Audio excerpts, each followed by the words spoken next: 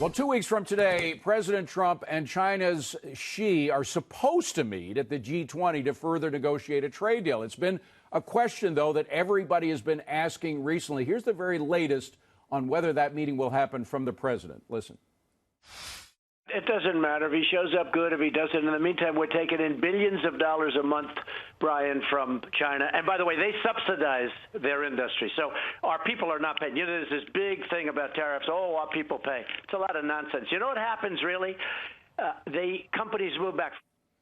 So let's bring in Asia expert Gordon Chang. Gordon, thanks for being here. The president laying the groundwork for no meeting now at the G20. Do you think Xi will be a no-show, or will he show up? I think he will show up because they really need a trade deal. The May numbers for the Chinese economy really look awful, especially the decline in imports of 8.5% year on year, showing very weak demand. But there are a number of reasons why he might not. First of all, Trump's given him an ultimatum, and that means if he shows up, he looks weak. Also, Xi Jinping has a big problem. It's called Hong Kong, and it's occurring at the same time. He's responsible for Hong Kong, or at least his hardline policies are. So he very well may want to stay in Beijing to monitor that and not worry about dealing with President Trump. Hi, Gordon. Adam Lashinsky with Fortune magazine in California. Would you sort of address the conventional wisdom that the United States may have the stronger hand economically, but that the United States is very short-term oriented? There's no government regime more long-term oriented than China, and that China can afford the near-term pain for the long-term gain here?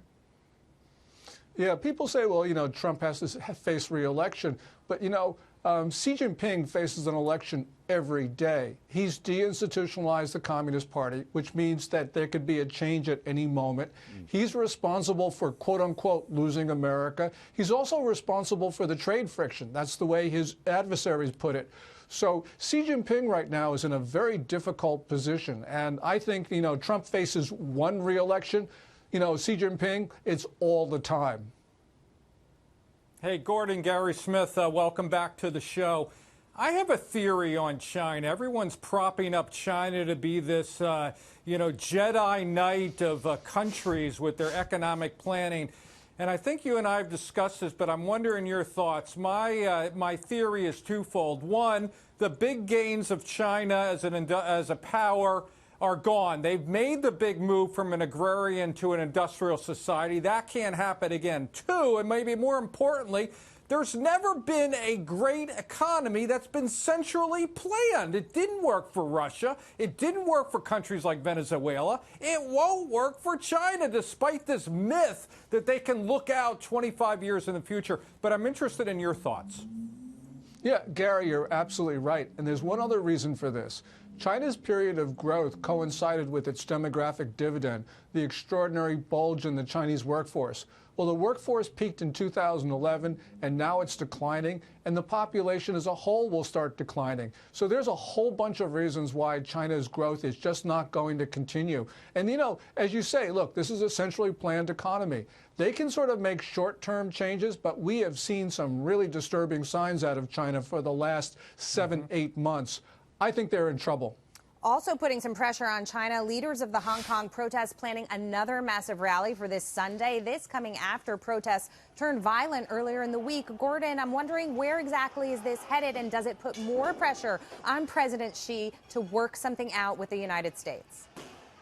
Yeah, well, it certainly puts more pressure on him to do that because he had the Hong Kong portfolio on the Politburo Standing Committee. These are his policies at work, creating a disaster. You know, you not only have the big demonstration on Sunday, you also have a general strike called for Monday. And by the way, Carrie Lam, the Hong Kong chief executive, she's losing the pro-Beijing establishment support in Hong Kong right now, which means that this is not looking very good for her. Gordon, this is Jack Brewer.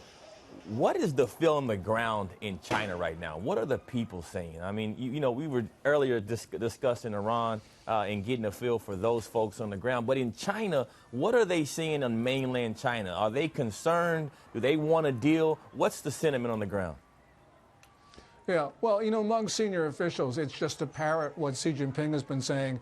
But if you go underneath, there's great concern about the way the country is going, because I think very few people agree with what's occurred. Everyone wants to have good trade relations. People are concerned about the Chinese economy, but even more fundamental, they're concerned about what Xi Jinping has done to the political system by aggregating all of this control. And so you see a lot of capital flight now starting to occur, and you see people actually saying, look, I'm going to leave China for good. That's a really bad sign, because when people vote with their feet, you know where a country is going. Gordon, final question about Hong Kong. For those who don't know, I mean, it's a beautiful place. Even though the Chinese have been in control in a minor way since the British left, they've left it alone because China needs a financial clearinghouse for all the deals that it makes, and that's what Hong Kong is. If China now takes it over completely, it's just going to become another lying, cheating branch of the Communist Party. What happens to China and its ability to make deals if that happens?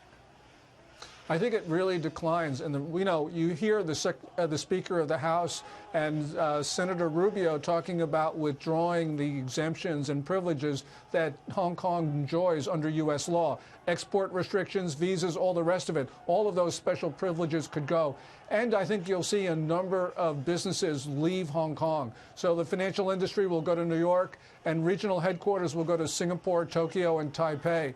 This will be an exodus that will be historic. Oh, boy. And it's very sad. All the people who live there that are such good people. Gordon Chang, we got to leave it at that. Good to see you. Thank you for being here.